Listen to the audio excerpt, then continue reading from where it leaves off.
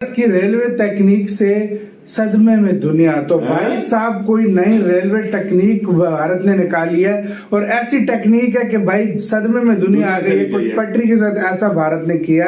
जब ट्रेन पटरियों पर हाई स्पीड से गुजरती है तो हवा के झोंके से ये मिनी विंड टरबाइन चलने लगती है और बिजली जनरेट होने लगती है। आपको बता दूं, यह काम भारत के वेस्टर्न रेलवे ने किया है। इस मिनी विंड टरबाइन को खार और नाय गांव के रेलवे स्टेशनों के बगल में इंस्टॉल किया गया है। सब जगह पे जहाँ जय लग गया तो सोचो कितनी बिजली इससे प्रोड्यूस होगी। खुद सोचो, मतलब ये घूमता है उसके जरिए और बिजली फिर जनरेट होती है। मतलब इंडिया ने नई, ये दुनिया में शायद पहली दफा इंडिया में कर रहा है। खुद पहली और कोई देश नहीं है रोड पे तो है। मैंने आज तक ये आइडिया पहली बार सुना। मैंने खुद पहली दफा सुना यार। ये मिनी विंड टरबाइन 1 किलोवाट से लेकर 10 किलोवाट तक बिजली पैदा कर सकते हैं। उनके आप ट्रेनों के लगा रहे हैं, उनकी आप बसों के लगा रहे हैं, और वो तो इन ट्रेनों से आगे निकल गए। वो इलेक्ट्रिक ट्रेन पे आ गए हैं। वो अपना बहुत टेक्नोलॉजी ट्रेनें उन्होंने मतलब इजाद कर दी हैं, बना ली हैं, खरीद ली हैं, चला रहे हैं अवाम के लिए। पब्लिक बेस के ऊपर ना वो बहुत काम कर रहे हैं। हमारे जो अभी भी ट्रेन वाले ट्रैक हैं वो भी वो जो अंग्रेज छोड़ के गए थे वही ट्रैक है। उनमें कोई डेवलपमेंट नहीं हुई, कोई नया इन्वेंशन नहीं की। जो पहले वाले जा रहे हैं, इसीलिए हमारे सबसे ज्यादा हादसा होते हैं ट्रेन के। भारत ने दुनिया को यह दिखा दिया है कि हमारी तकनीक और हमारे वैज्ञानिकों का दिमाग किसी भी देश के वैज्ञानिकों से कम नहीं है। हाँ से भी लोग देख रहे हैं। ये बताइएगा, आपके उधर जो रेलवे की टिकट है, क्या वो पेपर की सूरत में होती है, टोकन की सूरत में होती है, या कार्ड की सूरत में होती है, या ऑनलाइन होती है? ये जरूर बताइएगा। अभी मुझे सुनने को नहीं मिला कि हम लोगों ने आज़ाद कश्मीर के लिए जी कोई मतलब वहाँ पे मेट्रो चला दी है या कोई ऐसा सिस्टम कर दिया है। लेकिन मेरे ख्याल में तो उस इलाके में चले तो हमें पानी से नहीं सही से मिल सकता। वॉशरूम्स के लिए पानी नहीं है मेरे ख्याल में। मैं ये कहता हूँ कि इतने पैसे लेने के बाद भी ठीक है, आपकी जो स्पीड है गाड़ी की वो नहीं है। अब हम कल के बैठे हुए आज पहुंचे, आज हम पहुंचे। इतना ज्यादा लोहों ऊपर लगाया हुआ है भाई, अनबिलीवेबल। खाली पटरी है, उसके ऊपर भी ऐसे लाइटें लगा के रखी हुई है। ऐसा कोई लाइटें लगा के रखता है? मैंने तो पाकिस्तान में कभी नहीं देखा। पूरा स्टेशन ही इलेक्ट्रिफिकेशन करके रख दिया है कि इंडिया के अंदर रोज डेली के तकरीबन एक रिपोर्ट के मुताबिक 13,800 प्लस ट्रेनें दौड़ती हैं।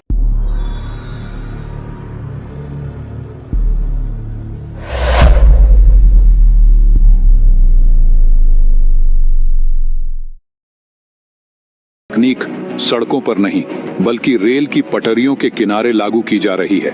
जब ट्रेन पटरियों पर हाई स्पीड से गुजरती है तो हवा के झोंके से ये मिनी विंड टरबाइन चलने लगती है और बिजली जनरेट होने लगती है। आपको बता दूं, यह काम भारत के वेस्टर्न रेलवे ने किया है।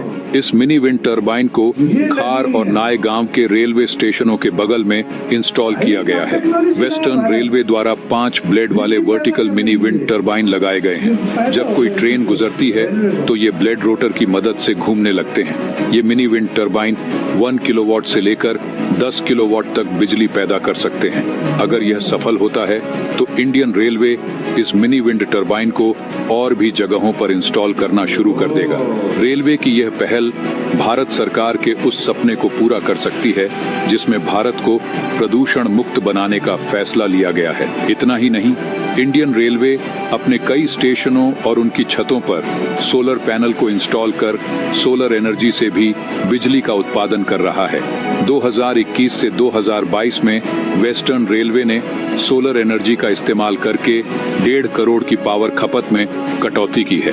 यही नहीं, सोलर एनर्जी का इस्तेमाल करके वेस्टर्न रेलवे हर साल 2,711 मीट्रिक टन कार्बन उत्सर्जन कम करने में सफलता हासिल कर चुका है।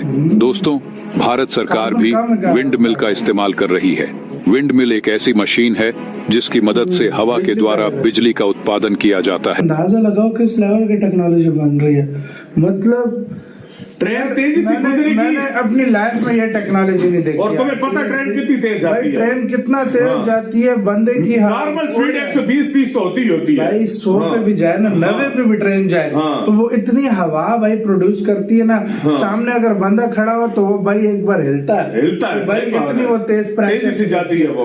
तो ये जितनी तेजी से ट्रेन है भाई, इंडिया में कितनी चल रही है? 9,000 ट्रेनें हैं, बिल्कुल चल रही है, जो डेली चलती है। तो सबसे ज्यादा जहाँ पर चलती है उन जगहों पे अगर लग गया तो सोचो कितनी यार हर जगह पे ट्रेन 100 से ऊपर ही चल रही है मैं इंडिया क्या में। कह रहा हूँ, हाँ। सब जगह पे जहाँ जय लग गया तो सोचो कितनी कितनी बिजली इससे प्रोड्यूस होगी, खुद सोचो। मतलब ये घूमता है उसके जरिए और बिजली फिर जनरेट होती है। घूमता है। मतलब इंडिया ने नई, ये दुनिया में शायद पहली दफा इंडिया में कर रहा है, खुद पहली और बार कोई देश नहीं है। बसों के लिए रोड पे तो है। मैंने आज तक ये आईडी पहली बार सुना। मैंने खुद पहली दफा सुना यार, बसों मैं के खुद लिए हैरान। अच्छा मैं समझ रहा था पता नहीं इंडिया ने कोई टेक्नोलॉजी बनाई होगी इस तरह की। ये तो बिजली पैदा हो रही है भाई, पैदा हो रही है। ये तो अलग ही लेवल पे जा चुका है इंडिया भाई। ये मतलब एक ऐसे काम इंडिया कर रहा है जिसका वहमो गुमान में लोगों की सही बात है, सही बोला है, कि भाई ऐसे भी होता है ये चीज। बिल्कुल सही बोला, ये भी लोगों ने कभी ये सोचा, हम जैसे लोगों ने वाकई ये सोची नहीं होगी चीज जो इंडिया इस टाइम ये कर रहा है। सही ये बहुत बड़ी बात है, बहुत बड़ी बात है, बहुत ज्यादा बड़ी बात सही बात है, ये बहुत बड़ी बात है। तो आपका क्या इस टेक्नोलॉजी के ऊपर क्या कहना है? और इंडिया कार्बन एमिशन फुल कम कर रहा है, और जो यार इंडिया पता नहीं किस किस तरीके से यार बिजली पैदा कर रहा है। देखा ना भाई, बहुत तरह से, विंड मिलों से, पानी से, कोयले से, हर तरह से। मतलब हमें किसी की मतलब कि किसी को फॉलो नहीं करना चाहिए, हमें खुद अपनी पॉलिसी बिल्ड करनी। ये नहीं चाहिए कि हमने चाइना नहीं कर दिया, इंडिया नहीं कर दिया। इंडिया हमसे बहुत आगे है, क्योंकि हमने अभी बेसिक चीज़ों पे बड़ा काम करना है। हमारी बेसिक नहीं ठीक है तो हम कैसे हम बुलेट ट्रेन चला सकते हैं कश्मीर में? हमारी चलिए बुलेट ट्रेन नहीं चला सकते, सिंपल ट्रेन तो चला सकते हैं ना, वो भी नहीं है वहाँ पे। वो ये भी मसला है ना, हमारे जो अभी भी ट्रेन वाले ट्रैक हैं वो भी वो जो अंग्रेज छोड़ के गए थे वही ट्रैक है, उनमें कोई डेवलपमेंट नहीं हुई, कोई नया इन्वेंशन नहीं की। जो पहले वाले जा रहे हैं, इसीलिए हमारे सबसे ज़्यादा हादसा होते हैं ट्रेन के। तो जो है वो ही नहीं हमसे जा रही, तो हम नया क्या चलाएंगे? तो ये भी तो मसला है। इंडिया की जानिब से कैसा इकदाम है? हमने देखा है आए रोज़ इंडिया कोई ना कोई डेवलपमेंट कर रहा है जम्मू कश्मीर में। दुनिया का सबसे ऊंचा रेलवे ब्रिज जो है वो जम्मू कश्मीर में बनाया, वहाँ पे डैम्स बन रहे हैं, IT हब बन रहे हैं, यहाँ तक कि अमेज़न की फ्लोटिंग सर्विसेज 5G तक जम्मू कश्मीर में आ गया है। मेन बात यही ना कि अब हम वही मैंने पहले भी बात की, हमने किसी को फॉलो नहीं करना। सबसे ज़्यादा आपको पता है कि सबसे बड़ा जो ट्रेन का हादसा आता है वो भी इंडिया में ही होते हैं। तो इसलिए ये है कि हमें अपनी बेसिक पे चीज़ों पे काम करना है। जब हम इकोनॉमिकली स्ट्रॉन्ग हो जाएंगे तो उसके बाद हम जो मर्जी करें, जो चीज़ मर्जी करें। अब हमने ये जो लाहौर में बनाई है मेट्रो ट्रेन, ये भी हमने लोन लेके लिए, IMF से इतना ज़्यादा लोन लेके हमने बनाई है। तो यही बात है ना कि जो मेन चीज़ है ना, जैसे हम IT है, एजुकेशन में काम करें, IT पे करें, ये चीज़ें तो बाद की बात है, सहूलतें तो जब आवाम खुशहाल होगी ना तो फिर वो सहूलतें भी अच्छी लगेंगी। आज़ाद कश्मीर में तो ना एजुकेशन का निज़ाम है ना हेल्थ का निज़ाम है। अगर हम आज़ाद कश्मीर के लोगों की बात करें, वो तो पाकिस्तान की गवर्नमेंट से खुशी नहीं है, लेकिन फिर भी हम हर 5 फरवरी को, 5 अगस्त को यही नारे लगाते हैं कि कश्मीर बनेगा पाकिस्तान, कश्मीर बनेगा पाकिस्तान। तो मुझे बताएं कि 77 सालों में हमने कश्मीर को ये झूठे वादे और ये झूठे खोखले नारे लगाने के अलावा क्या किया?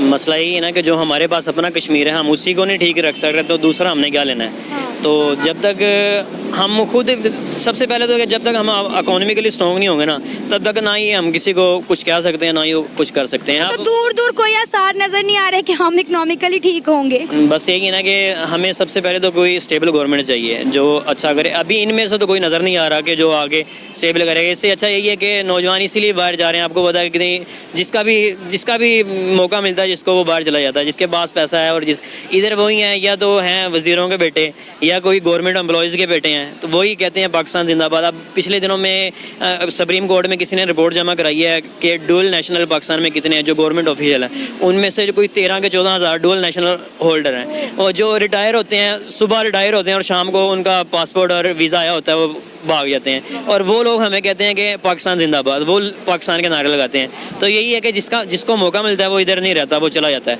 इधर वो रहता है जिसको मौका नहीं मिल रहा है, और ये जिसका कोई गवर्नमेंट ऑफिशियल है वो भी इधर है, और जिसका इधर कोई बिजनेस है वो भी इधर है। और उसके अलावा कोई गरीब बंदा जिसके पास मौका नहीं है, जिसके पास कोई अपॉर्चुनिटी नहीं है, तो वो नहीं जा सकता। बाकी जिसके पास मौका है और जो जा रहा है वो चला जाता है।